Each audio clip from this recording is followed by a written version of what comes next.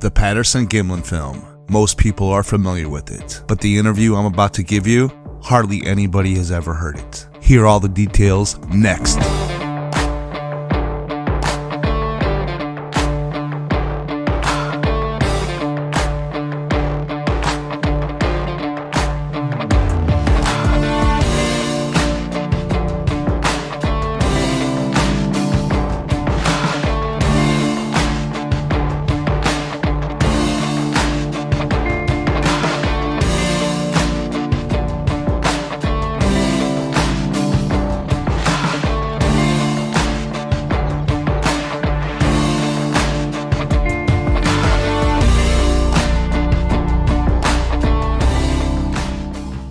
Welcome to WILLSTAR Monsters and Mysteries. Today I have something very special. I have come across an interview with Bob Gimlin that hardly anybody has heard.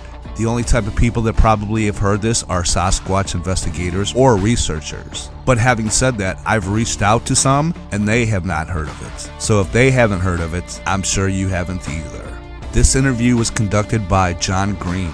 I have the written transcript of it and I'm going to read it to you, and trust me, it fills in a lot of details that you probably never heard of. Now this interview is going to make the non-believer say, "See, I told you so," and on the other hand it's going to make the believer say, "See, I told you so." But fear not, the next video I have coming is my breakdown of the film again, talking about this new information and giving you my opinion on the film. But for today, I'm just going to go ahead and give you the interview and let you guys make up your minds. Having said all that, if you're new to the channel, welcome. Go ahead and hit that subscribe button for me right now. Thank you very much. Everybody, remember, if you liked the video, make sure you hit that like button for me. It really does help. And stay tuned for that next video. It's going to be a doozy. This event took place in Gimlin's living room. The interview takes us through events alleged to have occurred on October 20th, 1967, as told by Bob Gimlin. Gimlin is soft-spoken as he quietly recounts the events that was alleged to have happened when he and Roger Patterson encountered a Sasquatch or Sasquatches at Bluff Creek, California. Bigfoot historians and devotees should find Gimlin's account worthy of review for generations to come. John Green begins the interview. This is John Green talking to Bob Gimlin in his home in Yakima, Washington. This is with regard to the movie that Bob and his friend Roger Patterson made 25 years ago in Northern California. But we'll start a little further back than that. You've known Roger for a long time, haven't you? Yes, I knew Roger in the early 1960s. I met Roger about 1958-1959. So that was before he got interested in Bigfoot? Yes. I can't recall just exactly when he did start talking to me about Bigfoot, but it was probably in the early 60s. Did you go out with him at all looking into this? Yes, Roger and I had gone out many times in different areas and over in the Mount St. Helens area, and actually up in this area here because there was a fellow who said he sighted a Bigfoot right up here in Cowiche Canyon near Yakima, which is about 20 miles from here. I went up there with Roger on that investigation. Of course, we'd covered as many of them as we could when they'd call or somebody would give us a report on something that's happening in the area. Roger and I rode horseback in the mountains quite a bit because I was training the horses at the time. Of course, I rode a lot in the mountains and Roger would go along with me and he'd play tapes and talk to me about the creature. I was a skeptic in those days. I trusted Roger's thoughts and his knowledge, but I wasn't really convinced that they existed. How did you come to take this particular trip to California? Well, Roger and I had been over in the Mount St. Helens area riding the roads and just more or less going by the lava rock caves and things. When we came back from there, well, let's go back a little bit here. It started raining really heavy over there, and this was in the last part of August and the first part of September. When we got back to the Yakima area, somebody in California had phoned Roger's wife and left a message that there had been tracks sighted on some new road that they had been pushing back into the Bluff Creek area, that they were building logging roads into, you know. Roger wanted to leave right away. That is the reason why we went down to that area. Did Roger usually carry a movie camera with him? Yes. Most of the time he had a camera that I can recall. I wasn't much on cameras, but Roger did have a camera, and prior to that he had been working with a guy up in the area here, and that's when he got the camera. I knew he had that camera. He usually kept it in his saddlebags on his horse. When you went to California, did you have some definite time you were going to spend there? Yes. Well, we didn't know exactly because I was working construction at the time and I was in between jobs, so I said yes, I can take off and go down there. I cannot recall the exact amount of time I was going to stay down there with him, but we stayed longer than I'd planned on staying. In fact, we stayed a week longer than I planned. How long were you there? I think we were down there a total of 3 weeks. And what were you traveling with? I had a 1-ton truck with a horse van on it to haul the animals and all of our equipment. Of course, we took all of our supplies to stay as long as we needed to stay. The hay, the grain, our own food, because once we got in there, we never went into town. How many horses did you have? We had 3 horses, 2 saddle horses and a pack horse. I had a saddle horse and Roger had a saddle horse, and of course we had a small pack horse along. What was Al the Atlay's role in this? Well, Al was Roger Patterson's brother-in-law, and he backed Roger financially with whatever expenses it took Roger to go to these places. He was supposed to help me on some of the expenses, which I never did receive. So you provided the truck and the fuel, my own horse and my own food. The agreement when we left on any of these investigations was that whatever Roger spent, that he would split the expenses with me. Al was backing Roger because Roger did not have a job at the particular time. So in fact, he only financed Roger? He didn't finance your share at all? No, he didn't finance my part of the trip at all. I had my own horse, my own equipment, my own food. I didn't expect somebody else to support me on that. But it would have been nice if I would have gotten part of the fuel paid and expenses on the truck. So you went to an area where you heard tracks had been seen fairly recently? Yes. Just prior to the time we had gotten there, they had sighted tracks on that Tuesday after being off over the Labor Day weekend. It had also started raining all up and down the West Coast. By the time we got down there, these tracks supposedly were 3 different sizes and were just globs in mud as far as I was concerned. We couldn't get any plaster cast definition of them at all. I never realized you went down there for that specific set of tracks. Yes, that's the reason we went into that area. I wasn't real anxious to go down there because I needed to go back to work. But Roger kept saying these guys were pretty good down in that area. I can't remember the fellow's name that he called up here. Probably Al Hodgson? Yes, it was Al Hodgson. But there was somebody else who had talked to Roger too. A guy that worked for the Forest Service. Sil McCoy maybe? Yes, I think that was his name. Yeah, McCoy, something like that. Of course, it took me a while around here to get things ready so my wife could do my chores because I had animals at that time to be able to feed them and take care of them to be gone that long. Why, I had to make provisions for her to take care of the animals. That is interesting because I was there and saw those tracks you're referring to, and when I was there, Al Hodgson told me he was expecting Roger. Well, maybe he'd called him already by then. May have. I took that to mean that Roger already had a plan their trip before that. Well, I don't recall whether he had a trip planned prior to the call or not. In fact, I don't think he did. Like I said, we'd been in the Mount St. Helens area, and when I came back here, I was going to go back to work in 2 weeks. Then I talked to Roger again. We said we were kind of in between jobs so we could take a couple weeks off, and that's mainly the reason why I went on down. And Roger went with me because it was my equipment. So what did you do when you got there? Well, first we set up camp, of course. Then the way we do it is just ride the roads. When these guys were working on the roads with bulldozers and everything, as quick as they'd quit working, we'd ride up in that area and search for tracks or whatever we'd run into. Then we would take the 1-ton pickup when the equipment was off the road so we could drive the roads. We would drive the roads at night real slow looking for tracks crossing the road. Of course, in the daytime, we couldn't drive the roads because they were working on the roads up there. They had started logging in some of the areas and the logging trucks had started coming down from there. We covered as many miles as we could with the amount of time that we had. We could only go out so far, then we had to go back to camp. I mean, we did ride back to camp and use the truck to drive the roads at nighttime. What happened on this particular day?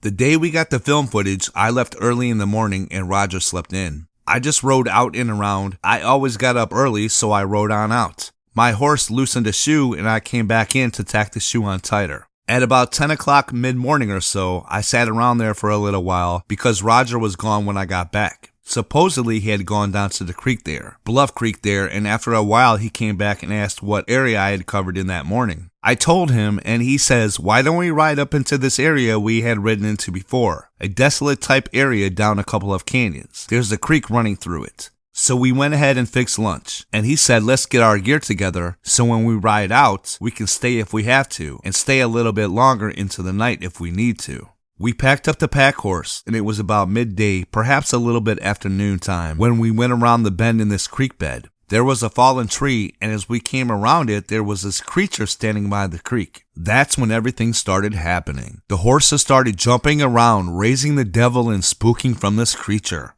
Roger, well, his horse was rearing up and jumping around. He slid off him, got his camera out of the saddlebags, and started trying to get pictures of this creature as it was walking away. The film footage that you see is what was acquired from that particular sighting in the few seconds that we had filmed to take pictures with. And then Roger ran out of film in the camera. The reason for him running out of film was, as we were riding up there, we just took our time and fooled around. It was the fall of the year. The maple trees were turning red and it was kind of pretty, and Roger was taking pictures of me riding up the canyons, pictures of the trees and photographing the surrounding areas. So when all this happened, he didn't have much film left in the camera, unfortunately. Of course, some of it is kind of blurry because he was running across the creek to get a better view, a closer view of the creature in a better way and to get more pictures of it. When he did run out of film, why, naturally it was one of those old cameras that he had to get under a poncho to change the film. We went to catch his horse and the pack horse because I kept my horse under control. I had my horse with me all the time. So we caught his horse, got the new film out of the saddlebags, he got under his old poncho and changed the film around. Then we tried to track the creature on up from where we had last seen it, but we didn't have much luck doing it. Then we decided it was getting late in the afternoon. In that area, that time of year, the sun goes down about 3:30, 4 o'clock. We wanted to get back and take plaster casts of the tracks and then go on into town to see if we had anything on film. We weren't sure from Roger stumbling and falling down on the sandbar and getting up and running. We didn't even have an idea that we had anything at the film at that time. In fact, it was doubtful that we did have anything at all. So you cast the tracks the same day?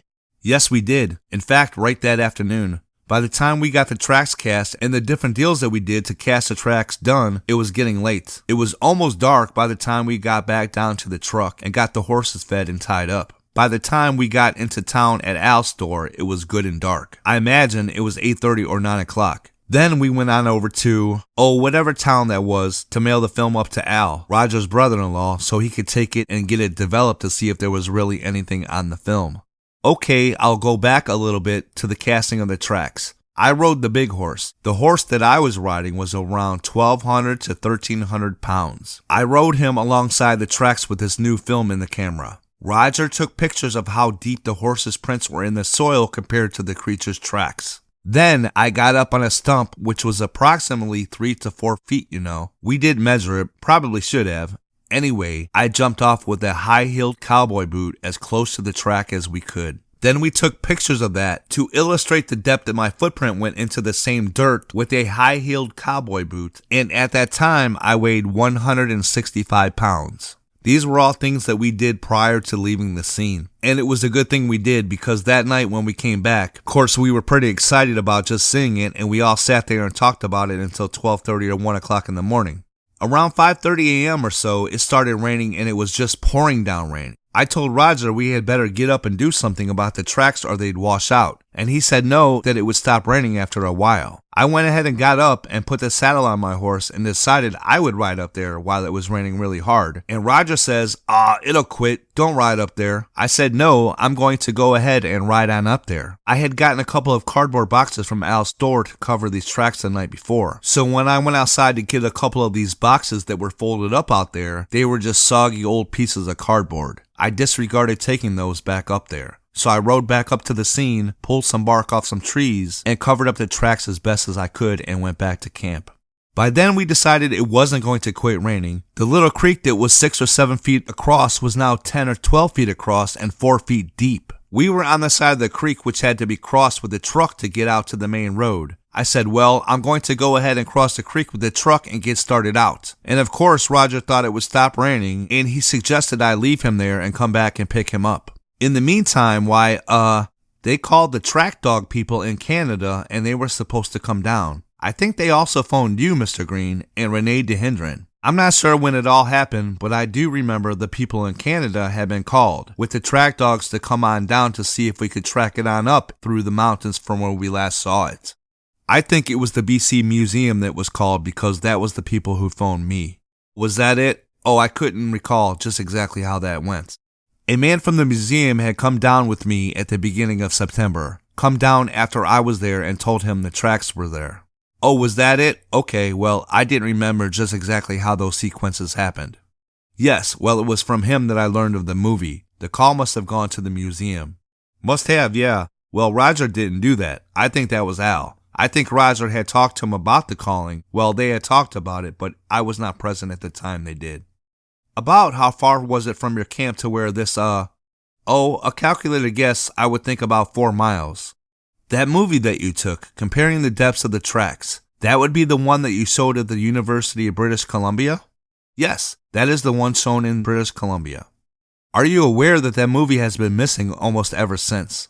Yes, I am aware of that. I asked before Roger passed away, and his reply was that Al had that somewhere. He didn't tell me exactly where. He said that Al has the film in his possession somewhere. Of course, I asked Al about it, and he denied having it and denied it ever existed. That seemed strange to me because I knew it existed, and Roger knew it existed. And so did all the people at the University of British Columbia. Exactly. See? So why the film disappeared, I'll never know and probably will never find out. Sounds almost as if Al lost it. Or sold it. Who knows what happened to it? Well, you think if it had been sold, it would have shown up sometime. Well, you know, Al and Roger toured with that film afterwards, and it's hard telling what went on in those days. And of course, Roger made some deal with American National, which I never did know. I was never allowed to know the exact depth of it or exactly what happened there. But you know, Rene DeHendren and I were the first to make a deal for the use of the film itself. Al brought to Seattle the film of the creature and a great deal of footage that Roger had taken of the waterfalls, trees, and various things like that. The footprint film was supposed to be there, but it wasn't. Was it supposed to be on the same roll of film? Oh no. It was just a different roll of film then? Well, I don't remember now if he brought a lot of little boxes or whether this film had already been spliced. Yeah, see? Well, anyway, we showed it expecting to find the footprint film, but it wasn't there. Yes, being as I didn't know much about movie cameras or splicing film or any of that sort of thing, anybody could have shown me the film and I wouldn't have been able to detect a splice, except I knew what was taken. We all saw it, you know. Of course, the film footage of the creature wasn't that good, but the other film footage was plain. It was taken during sunlight hours and I thought it was a good film. I don't know what you guys thought about it, but I thought it was a pretty good film. Oh yes, as I remember, I only saw it once, but it was perfectly clear, I thought.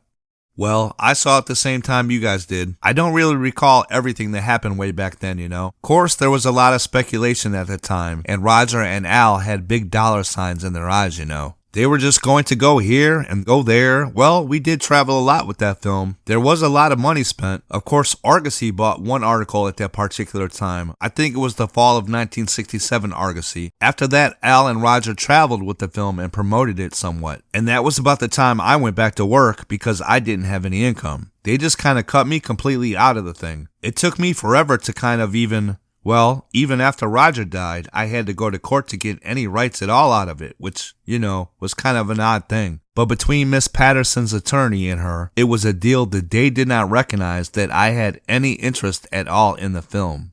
At one time, I was supposed to be a 1/3 partner on everything that happened if there was any money coming in, but then all that changed. The film itself, now, maybe Al lost it. I really don't know what happened to that film footage where Roger and I took film of the tracks, my boot tracks and the horses and so forth.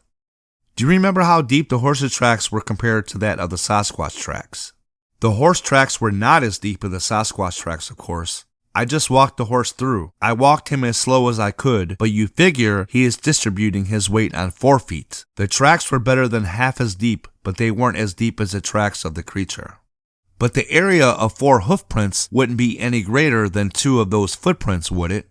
No. The hoof print area, if you're familiar with the size of horses' hoof prints, well, the horse wore a size 1 shoe, which is not quite 6 inches in diameter. Probably more like 5 inches in diameter, with the number 1 shoe on the front feet. The shoes were a little bit smaller on the back feet. They were size 1s trimmed down is what they were. Of course, I rode the horse too, so there was my extra weight plus the horse's weight, plus the saddle and tack and everything I had on him. That was probably a total weight of about 1,400 pounds. How about when you jumped off the stump? Now, when I jumped off the stump with the high-heeled boot in the dirt, the footprint went almost as deep as the creature's footprint. We didn't actually measure, we didn't have a ruler, we just took pictures of it. Viewing the film, you could actually tell better for depth. By looking at it and making a judgment on the side of it, it wasn't as deep as the creature's footprint. They weren't exactly side by side either. They were probably 2 or 3 feet between my track and the creature's track, but there was some distance between them. But the soil was practically the same. That soil had all been washed in there from a flood a year prior. There could have been some variation in the soil. We really didn't get into it that deep. It was a thing where we were pretty excited about it all, and there was a time element there to get these things done before dark. You know, when you walked around the tracks, when you took that movie, your boot tracks were there too in that movie, weren't they? Yes, right, we walked around it quite a bit, trying to stay out of the tracks as much as possible. But still, you would have been close then? Oh yeah, just walking. We were close, but the boot prints lacked a whole lot going as deep, considerable amount going as deep as the creature tracks were. Going back now to what happened, when you first saw the creature, how did it come into view? You mean when we first saw it, John? Yeah, did you come around a corner, or did you just see it from a distance, or? No, it wasn't exactly a corner. We came around a bend. We were riding the creek beds is what we were doing, and so when we came around the bend in the creek, this thing was standing alongside the creek, standing upright. We were about 60 to 80 feet away from it when we first saw it. Then, at different times, we were at different distances from it. At one time, I was probably as close to 60 feet to it when I rode across the creek and got off my horse. When Roger ran across the creek, the thing immediately started walking away. Then whenever it was that the horses started spooking and throwing fits, the commotion started and the creature just started walking away. So it was standing when you first saw it? It was standing still, right at the edge of the creek when we first saw it, yes. Right at the edge? Right by the edge of the creek, yes. But fully upright? Fully upright, standing upright, yes. What exactly did the horses do? Well, Roger was in front and his horse tried to spin around and come back. I was riding behind him on the big horse, leading the pack horse along. My horse was kind of spooky, but not near as bad as Roger's horse. Roger's horse was a spooky little horse. He was a young horse, of course. The horse I was riding on was an older cow horse, been roped on and used for a lot of things. Roger's horse threw all kinds of fits, and when Roger got off the horse ran off, and the pack horse jerked free from me and ran off back down the way we came. Did Roger's horse buck? No, it never did buck. It just reared and jumped all around. His horse was in front of me, and of course I wasn't looking straight at him at the time. This happened all in a couple of heartbeats, you know. It happened really fast. But then Roger's horse didn't go down? No, it did not fall down. It just reared up is all. Because this has been said, you know, that Roger's horse fell down. No, his horse never did fall down. No. Okay, that's interesting. So did he get the camera while he was still on the horse? Yes, while he was stepping down off the horse. A lot of people ask me about that, and they probably don't realize the agility that Roger had. He was a tremendous athlete. Roger had tremendous agility. He had been a rodeo rider. He did gymnastics, and this wasn't a full-size horse Roger was riding either. It was a pony, a small horse. Yeah, I've seen those little horses. He used to haul them in a Volkswagen bus. Yeah, we used to haul 2 of them in a VW bus. Roger rode these horses because they were easy to get on and off because Roger wasn't a very big man. So actually, when he was getting off his horse, he always kept that saddlebag ready. The saddlebag had 2 flaps on it to keep it buckled down. He kept one buckled and one of them unbuckled so he could get to his camera in the event that he needed it in a hurry, and this was the case in that particular time. So he practiced getting the camera out of the saddlebags in a hurry? Oh yeah, lots of times. Yes, he did. That was his theory, that if he ever had to get it, he kept one of the buckle on there so it would not bounce out while he was riding and the other one loose so he could get to it in a hurry. Did Roger have a gun at all? Yes, Roger had a .303 British rifle in his saddle scabbard, and I had a .30-06 rifle in my saddle scabbard. Did you have any expectation that you might see one of these creatures? No, I surely didn't. I don't think Roger did either. We always carried rifles with us when we went into the mountains. At least I always did, and I'm sure Roger did too. Had you discussed whether you would shoot at one of these creatures if you saw one? Yes, many times. We had talked about it, but decided unless it was necessary, we would never shoot. Or in other words, unless it was violent or attempted to attack us or something in that sense of the word, you know. So when Roger was off of his horse and ran off to the creature with the camera, what did you do? Roger said cover me as he pulled the camera out. If you don't understand what that means, well, he didn't have any protection, just the camera in his hand in case something were to happen. What I did was ride across the creek, pull my rifle out of the scabbard, step down off the horse, and just stood there with my rifle. I never raised the rifle like I would shoot or anything like that. Just held it in my hand, and with the other hand held my horse to keep him from getting away from me. So there was never a gun pointed at the creature? No, never. I didn't point the rifle at the creature. Did you ever feel the creature was acting at all threatening? No, it kept walking away all the time. It turned and looked around, once at Roger and once at me. The first time it turned and looked was the time I rode across the creek. I was off to its right and behind it, and that's when it made one turn with its head. Then when Roger relocated himself on a log, steadying the camera at one time, and then when he ran to another position to get a better view and better picture, the creature turned its head a second time, and I assumed it was looking at Roger. When you view the film, I never could really decide whether it turned to look at me or Roger, because all of these things happened tremendously fast, and I was trying to hold on to my horse and the rifle at the same time, and also keep an eye on the creature and Roger. Do you have much of a mental image now of what you saw as opposed to what you saw on the movie since that time? I don't think it's changed that much. Yes, I still have a mental image of what really happened that day. There may be a few things I've overlooked or forgotten over the years, but basically the time of day and how things moved and what we did is pretty much still in my mind. Pretty exact in my mind, because even though we were excited, you never seem to forget those things. When you first saw it, how big did you think it was, Bob? I thought it was about 6.5 feet tall, and I would have guessed its weight at 250 to 300 pounds. It did have tremendous muscle bulk.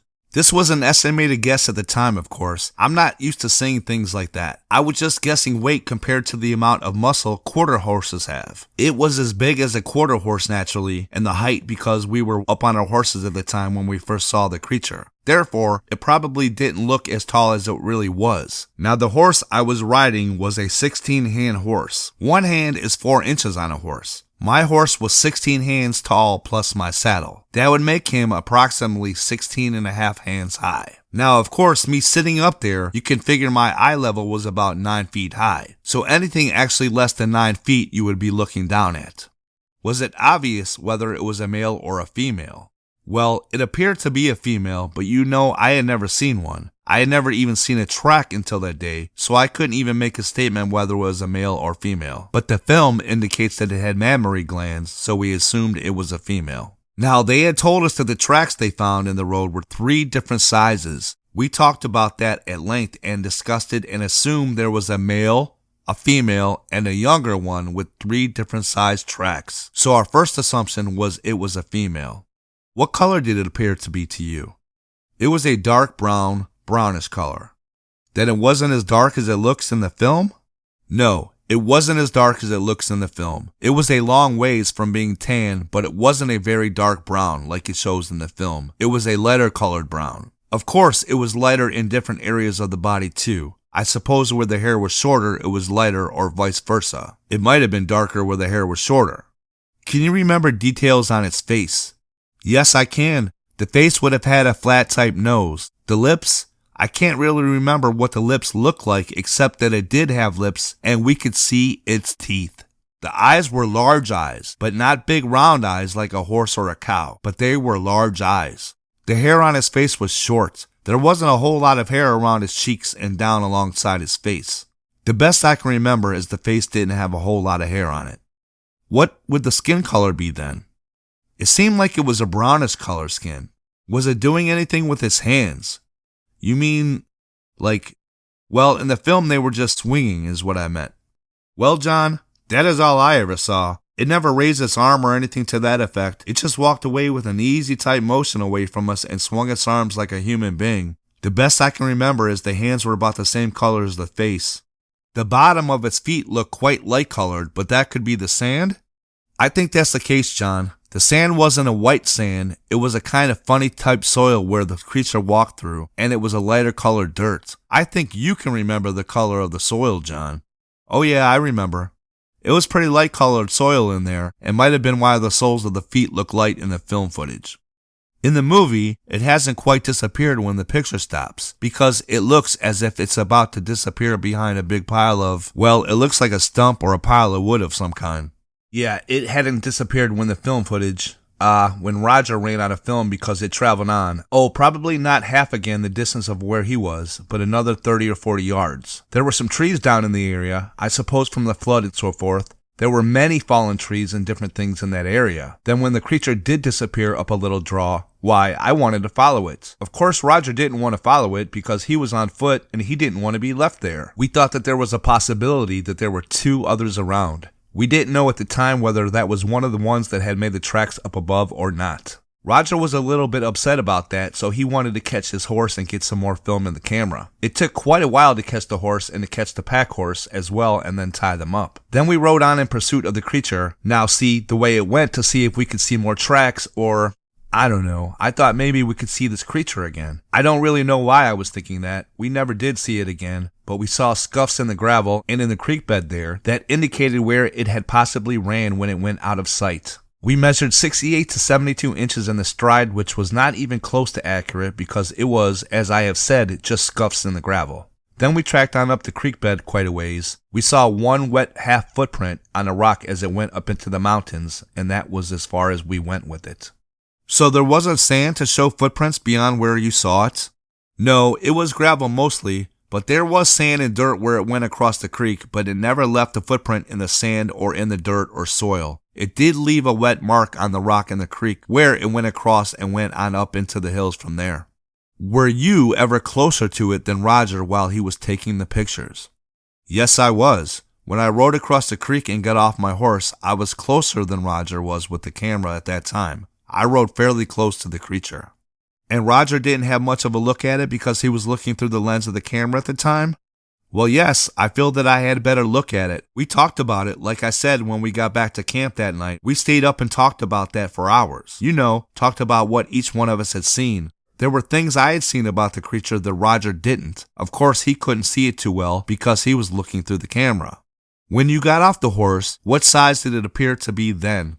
Well, to be plumb honest with you, I didn't even think about sizes at the time it was going away. It was large, but I never gave any thought about how high it was or how heavy it was because it was moving away from me. That was about all that was on my mind at the time, that this creature was of no threat to us. And oh yeah, I was trying to keep my horse under control because, you know, I never had any idea what might happen and I sure didn't want to be on foot. So I knew I could get back on my horse and maybe, if I had to, if I had to shoot it and it didn't go down, I could get on my horse and I could get out of there. And Roger would have to fend for himself. I'm not a coward, but I'll be darned if I was going to stick around if this creature got violent, you know. So I was concentrating on keeping my rifle in my hand and my horse under control. There is, of course, Bob, this widespread opinion that this was some kind of masquerade. Having the film, of course, there is a certain amount of blurring and a certain amount of underexposure of the creature itself. You can't see the face, for instance. You've had a much better look at it than that. What was your impression? My impression is that there is a creature and I don't feel that it was a man in a suit. If it had been a man in a suit, I don't know how they would have gotten him back into that particular area. I have heard this story and thought about it many times. God, at one point with the film circulating and all the people criticizing, I was almost to the point of not even being sure myself. But I thought about it all these years and I'm quite sure it wasn't a man in a suit. I saw the face. I saw the expression on its face. With all the muscles in the arms and the legs, I don't know how it could be a man in a suit. Plus, I never had anything to do with a man in a suit. And if Roger did, how would he know I wouldn't shoot it? In my opinion, the creature was not a man in a suit. Could you see the muscles move when it walked? Yes, I could see the muscles clearly, and that was one of the deciding factors in my opinion that this was no man in a suit. The thighs, the buttocks, the arms, and shoulders, you could see it move clearly underneath the hair. You have estimated this thing to weigh a great deal less than the horse, and yet the footprints were deeper. What explanation could you think of? Well, you asked my estimation when I first saw it. No, but... Oh, you mean afterwards. Well, God, John, there was no way of really knowing. We knew it had to be heavier than it appeared to be when we first saw it. Of course, we thought the horse's weight was distributed on 4 feet, and I'm not good with mathematics of such, but if you figured a 1,400-pound horse distributed on 4 feet would be about 350 to 400 pounds. So we figured it must have weighed much more than we originally figured. Of course, Roger did some research by going over to the zoo in Seattle. He watched the gorillas there and asked how much they weighed and so forth. They had one over there named Bobo, and I don't remember his weight exactly, but I do remember he weighed more than it looked like he weighed. Yes, I did the same thing with those same gorillas. And there was a female gorilla there that was quite small but was tremendously heavy. Yeah, John, that is what Roger was telling me. I wasn't all that interested in the time, whatever it was, you know. In the end, it probably weighed approximately 500 pounds to make tracks that deep in the dirt. Of course, when it walked, it kicked up a certain amount of dirt from the pressure of the toes pushing away. Well, it would have to distribute the weight on different parts of the foot when it walks, otherwise there is no way it could have made a deeper print than the horse. Yeah, right. If his feet were put down flat, each foot would have an area as big as 3 of the horse's feet. You would have to roll that imprint in some way or another. Yeah, right. So when you saw it, up until that moment, you had never seen a track? Never. Never seen a track at all. That's right. And you weren't at all convinced that there were any such animals to be seen? That is true. I was not convinced that they really existed. You know, I figured Roger must have had a reason. He showed me plaster cast, and I heard different stories from people who had seen them. So I thought, well, maybe there is something to this, but I just didn't believe in them, basically. Didn't believe it was possible that they could exist. Even after we got the film, many people said, oh, they don't exist, and still people tell me it's a bunch of malarkey, you know. There will always be a certain amount of people you just can't convince unless they see one themselves. Well, when you did see it, there wasn't any doubt you were looking at an animal, was there? There was no doubt in my mind at all. Okay, that ought to do it, Bob. Thanks a lot. You're quite welcome, John.